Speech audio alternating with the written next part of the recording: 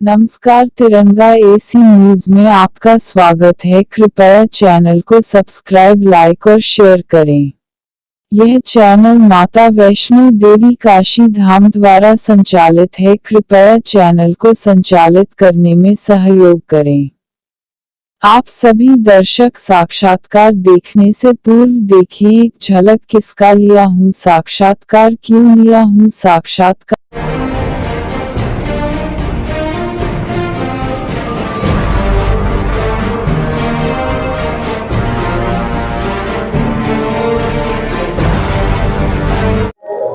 नमस्कार, इसी न्यूज में आपका स्वागत है। मैं विशाल चौरसिया, प्रयागराज महाकुंभ उत्तर प्रदेश से, जहां आज आपकी मुलाकात करा रहे हैं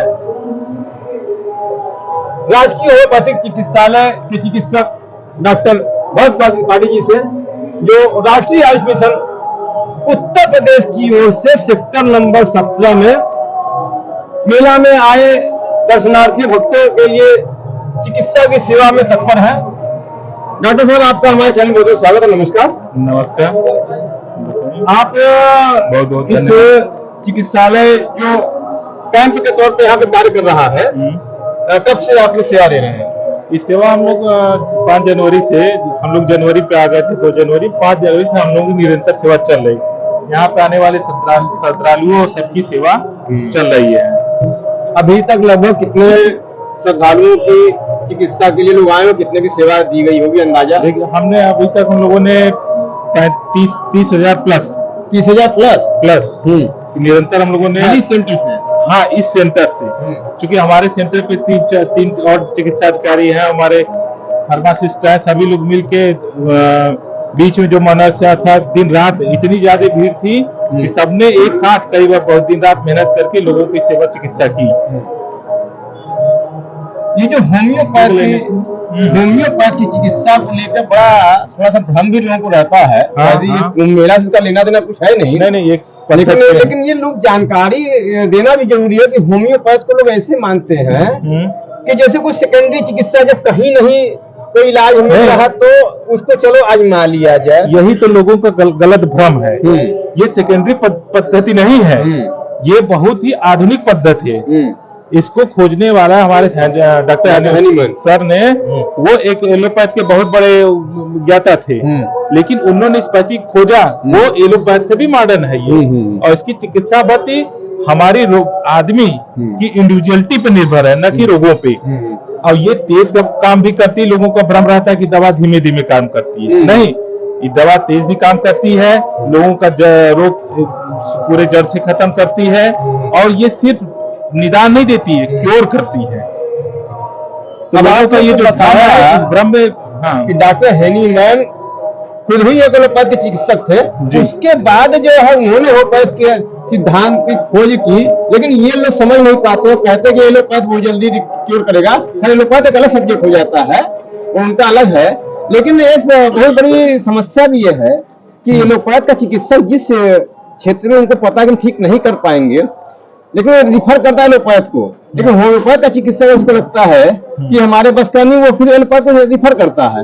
तो इस स्थिति में क्या कहेंगे कि क्या एक कमेटी ऐसी बननी चाहिए कि कौन सी बीमारी का मरीज? सरकार तो हमारी मांग हमेशा रहती है कि चीजों को हमें एलोपैथ होम्योपैथ वर्सेस नहीं करना है, हमको सबको साथ में लेना। हमको हमारी पद्धति इम्पोर्टेंट है, इम्पोर्टेंट है जन सेवा। ठीक, लोगों का कैसा रोग खत्म है। हमारी जो फिलॉसफी में पढ़ाई जाती है कि कुछ इमरजेंसी केसेस हैं, इनक्योरेबल डिजीज में कई ऐसे कंडीशन है जहाँ पे एलोपैथ का हमें संबंध, जैसे किसी को इंजरी हो गई, चोट लग गई है, फ्रैक्चर हो गया है, वहां पे हम अपने मेडिसिन के साथ मैनेजमेंट भी जरूरत पड़ती है। तो वहां पे चीजें हैं। और कहीं कहीं जिस रोग का निदान हमारे आदमी के वाइटल फोर्स से जुड़ा है, जीवन शक्ति से जुड़ा है, उसको हम सप्रेस क्यों करें?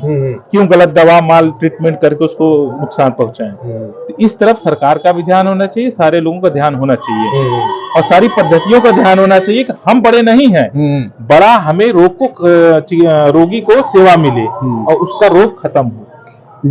जब तक आयुष मंत्रालय नहीं बना था तो देश में स्वास्थ्य मंत्रालय, लेकिन स्वास्थ्य मंत्रालय देखा जाए तो वो एलोपैथ और मॉडर्न चिकित्सा का मंत्रालय बनकर रह गया, क्योंकि इतने सालों से हम लोग भी बहुत पहले मतलब इस समझदार हो चुके थे पढ़ते समय ही, कभी ना उन्होंने योग का ऐसा कोई प्रचार किया अन्य पैथियों का। जब ये मंत्रालय आया है उसके बाद धीरे धीरे करके अब इसका प्रचार प्रसार हो रहा है। इसके लिए हम भारत सरकार का बहुत बहुत धन्यवाद करते हैं, हम चिकित्सा अधिकारी सारे लोग मिलके कि जब से ये भारत बना हुआ है आयुष मंत्रालय भारत सरकार, इस पद्धति में होम्योपैथ, आयुर्वेद, सिद्धि, नेचुरोपैथी, इसमें बहुत ज्यादा विकास।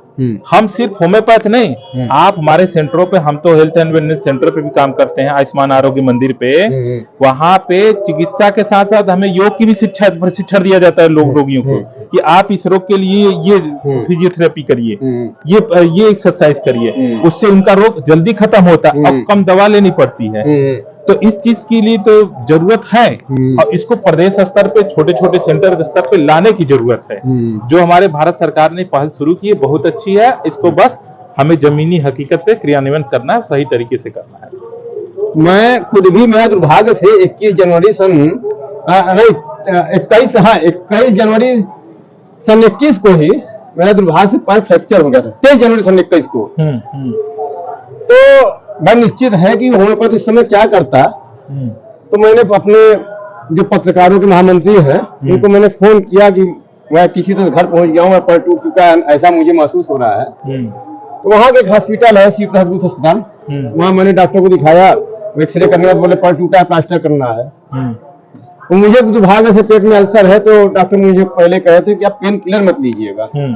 लेकिन मैं इसीलिए करा, मैं लोगों से बुराई नहीं करता, समझाने पीछे भी कि मैं प्लास्टर जो है हड्डी लोग विशेषज्ञ ने किया, लेकिन मैंने कहा मुझे कोई मेडिसिन मत दीजिए। बोले दर्द कैसे बर्दाश्त करेंगे? मैंने कहा मेरी मजबूरी है। बोले इंजेक्शन, हमने कहा नहीं।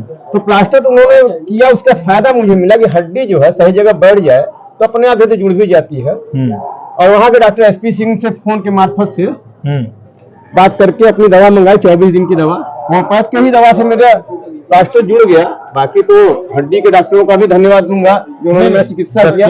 मैं लोगों को यही समझाना चाहता हूँ कि जहाँ जिसकी जरूरत है उस चिकित्सक का सहारा लीजिए।